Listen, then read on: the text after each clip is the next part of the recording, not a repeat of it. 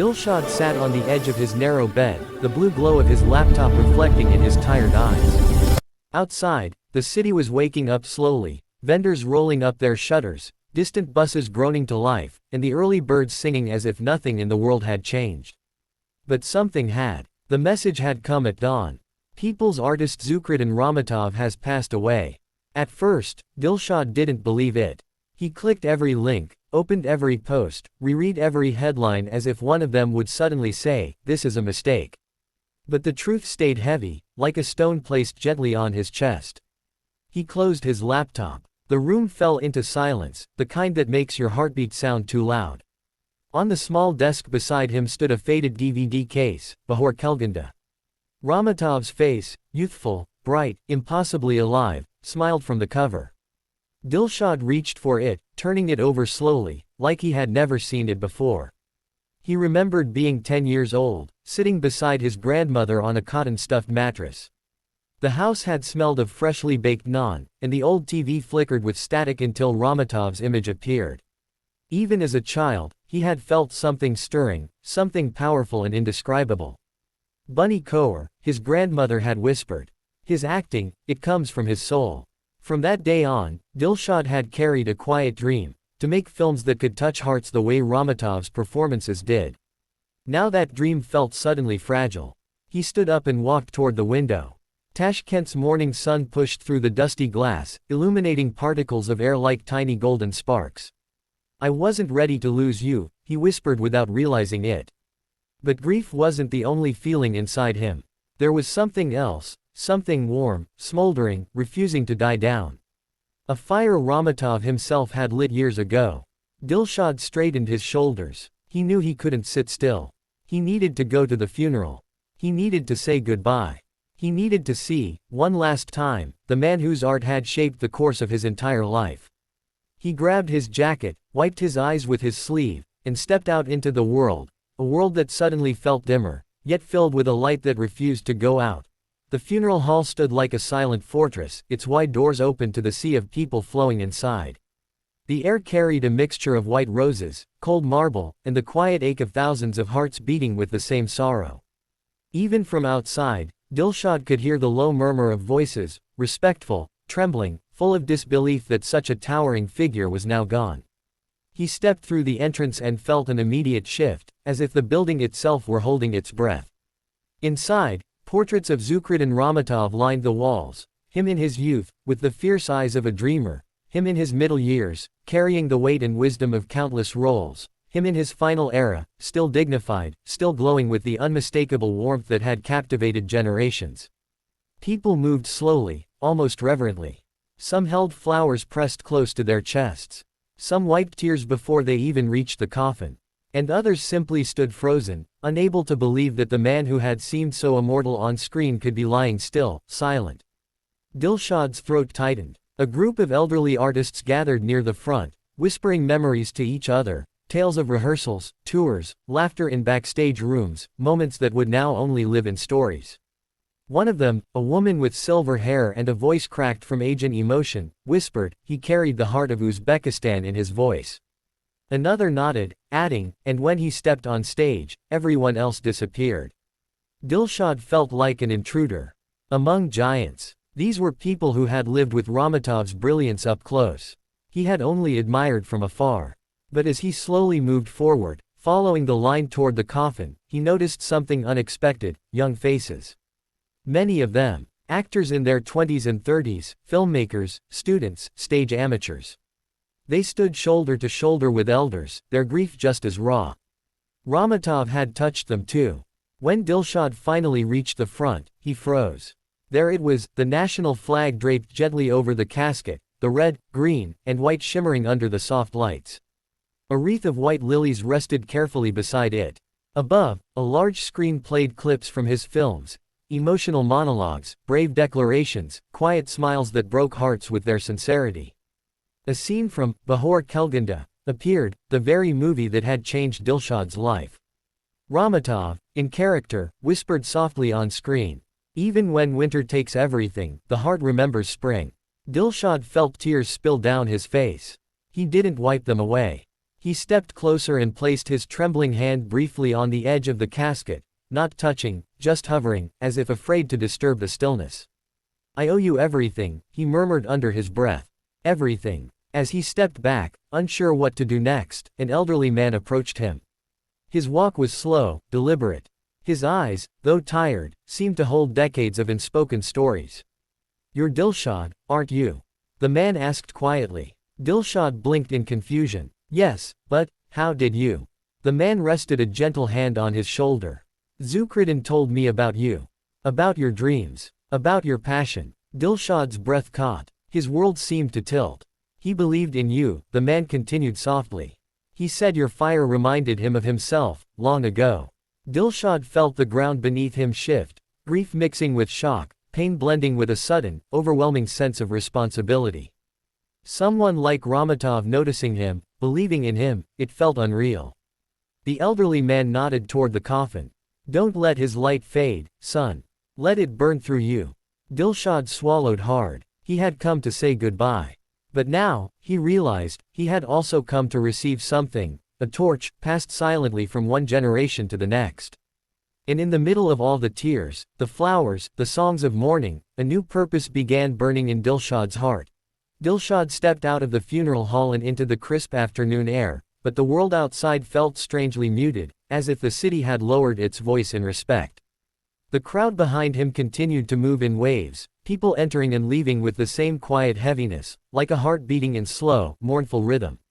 He clutched the leather notebook the elderly man had given him. It felt heavier than it looked, as if the entire weight of Ramatov's legacy rested inside. He didn't open it yet. He was almost afraid to. Instead, he walked aimlessly through the park beside the hall, the same park where artists, students, and families often gathered on bright days. But today, even the pigeons seemed subdued, their wings beating gently instead of their usual excited flutters. Dilshad found an empty bench and sat down. For a moment, he simply stared at his hands, still trembling slightly. He replayed the funeral in his mind, the tributes, the faces streaked with tears, the national flag over the coffin, the lines of Ramatov's film echoing again and again. But what echoed the loudest was the elderly man's voice. "He believed in you." Dilshad inhaled shakily. No one had ever said that to him before. Not with such certainty. Not with such meaning. When he finally gathered enough courage, he opened the notebook.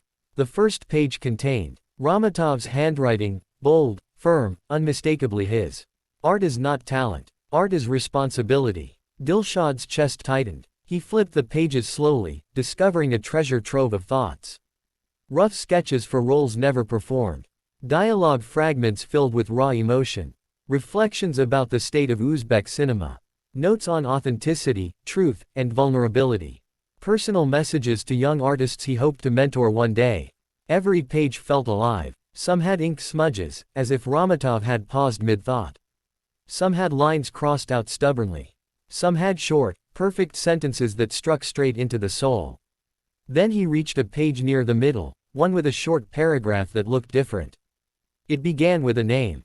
Dilshad. His breath hitched. He read every word slowly, carefully, afraid to blink. "I saw something in you, that hunger, that spark. Don't let the world tame it. If you lose your fire, you lose your voice. And Uzbekistan needs voices that dare to burn." Dilshad felt his eyes sting again. Ramatov had written this. For him. Not in passing, not casually, but with intention. He closed the notebook gently, pressing his palm against the cover as if sealing a promise. The late afternoon sun began dipping behind the trees, painting the sky in shades of amber and gold, colors that looked like Ramatov's warmth, his presence, his light. Dilshad stood up slowly. Everything inside him felt different now. Grief still sat heavy in his chest, but beneath it, stronger than before, something else thrived, a determination that felt almost sacred. He walked out of the park with steady steps. He wasn't just a young filmmaker anymore. He was the bearer of a torch passed down by the very man who had shaped his dreams. And as he disappeared into the dusk, the city's evening lights flickered on, tiny glowing reminders that even when darkness comes, light always finds a way to remain. Dilshad spent the rest of the evening wandering through the city as if rediscovering it through someone else's eyes, through Ramatov's eyes. Every street felt like a memory. Every corner held a possible story. Every passerby looked like a character waiting to be brought to life. But beneath that strange inspiration was something deeper, a quiet fear. Could he really carry a legacy like that? By the time he reached his small apartment, night had already settled over Tashkent. The city glowed with scattered lights, windows lit from within, passing cars slicing through the darkness, and the faint golden shimmer of tea houses still open. He unlocked the door, slipped inside, and immediately felt the stillness of the room, a sharp contrast to the noise in his thoughts. He placed the leather notebook gently on his desk as if it were a sacred object. Then he sat down and stared at it, hands resting on his knees, breathing slowly. He opened the notebook again, picking up where he left off. The next pages were filled with Ramatov's reflections, but these were different. More personal, more vulnerable. People think applause is what keeps us alive. They're wrong. What keeps us alive is truth. Dilshad ran his fingers lightly across the ink, feeling the depth behind each stroke. He turned another page. This one contained a short dialogue between two unnamed characters, emotional, raw, unfinished. Then another page, a monologue about loss, written so powerfully that Dilshad felt goosebumps rise across his arms. He began reading aloud, softly. When a great light dies, the world becomes darker. But only for a moment. Because the light we lose becomes the light we carry. His voice cracked by the final line. He shut the notebook, pressing it to his chest. "I'm not ready," he whispered. His phone buzzed, breaking the silence. It was a message from Kamala, his closest friend and a cinematography student. They had made dozens of short films together, rough, experimental, sometimes terrible, but always full of heart. Her message was simple. "I saw the news. Are you okay?" He stared at the screen for a long moment before typing back. "I don't know. I feel like something changed today." Kamala responded almost instantly. "Change is good. Even painful change. Come online. Let's talk." He hesitated, then placed his phone aside. He needed silence right now, not conversation. Another hour passed. The room filled with shadows and the faint sounds of traffic drifting through the window. Dilshad leaned back in his chair, closing his eyes helplessly. But then, he remembered the elderly man's words. "Don't let his light fade, son." The sentence struck him like a spark. He sat up straighter. He pulled his laptop closer. He opened a blank document. For a moment, the screen glared back at him, empty, expectant. His fingers hovered above the keyboard. He thought of Ramatov, his passion, his truth, his unspoken message to him, "Don't lose your fire." And suddenly, something inside him clicked. Dilshad began typing, slowly at first, then faster, then with a rhythm and intensity he had never felt before. Scenes unfolded, lines of dialogue poured out. Emotions he had buried for years rose to the surface and transformed into words. He wasn't just writing a screenplay. He was writing a tribute. A promise. A continuation. Hours passed without him noticing. He didn't drink water. He didn't move. He didn't blink except when tears blurred his vision. By the time he finally stopped, exhausted, his document was already 20 pages long. He leaned back, breathing heavily, heart pounding. He had no idea if it was good. But for the first time in his life, he felt something unmistakable. He felt connected, not just to his dream, but to the man whose shadow he had admired since childhood. He looked at the notebook again. At the worn leather. At the handwritten wisdom inside. And he whispered, voice filled with gratitude, "I won't let your light go out." The next morning, sunlight crept into the apartment, slipping between the curtains and spreading across the desk where both the laptop and Ramatov's notebook lay open, evidence of last night's feverish writing. Dilshad hadn't slept properly. He had drifted off in his chair sometime before dawn, head resting against his arm, but despite the exhaustion, he woke with a feeling he hadn't felt in years. Purpose. He rubbed his eyes and stretched, bones cracking softly. The city outside was already buzzing, children heading to school, shop owners setting out their merchandise, the faint honk of distant traffic. Life was moving forward, even in the shadow of loss. Dilshad stood, walked to the kitchen, poured himself a cup of lukewarm tea, and returned to his desk. He stared at the pages he had written. In the morning light, they looked different, clearer, more real, almost as if Ramatov himself had guided his hands. He reread a few lines. Some made him smile, some made him frown, but all of them felt alive. He flipped open the leather notebook again to the last section. There was one more passage he hadn't seen last night, written in slightly shakier handwriting, as if Ramatov had penned it late at night when tired but still burning with ideas. Legacy isn't what you leave behind. Legacy is who rises because of you. Dilshad exhaled, deeply. He realized that his grief was evolving. It no longer felt like a weight crushing his chest. It felt like a hand on his back, pushing him gently forward. A soft knock at the door interrupted his thoughts. He blinked in surprise. No one ever visited him this early. Opening the door, he found Kamala. Standing there, her hair tied loosely, a camera bag over her shoulder. Her eyes were tired but warm, filled with the kind of concern only true friends carried. "I figured you wouldn't answer your phone," she said with a small, knowing smile. Dilshad stepped aside. "Come in." She entered, looking around the room. Her gaze immediately fell on the notebook and the laptop screen still showing the partially written script. "You started something," she observed, walking closer. I think so," he replied softly. Kamala studied the pages. "Is it about him?" Dilshad nodded, unable to speak. Her expression softened. "You should finish it. And when you're ready, we'll film it." He stared at her, surprised. Of course we," she replied firmly. "He inspired you. And you inspire me. That's how these things work." For a moment, Dilshad felt his throat tighten. He wasn't alone in this. He had support. He had someone who understood. Kamala placed a gentle hand on his shoulder. "He would have wanted you to keep creating."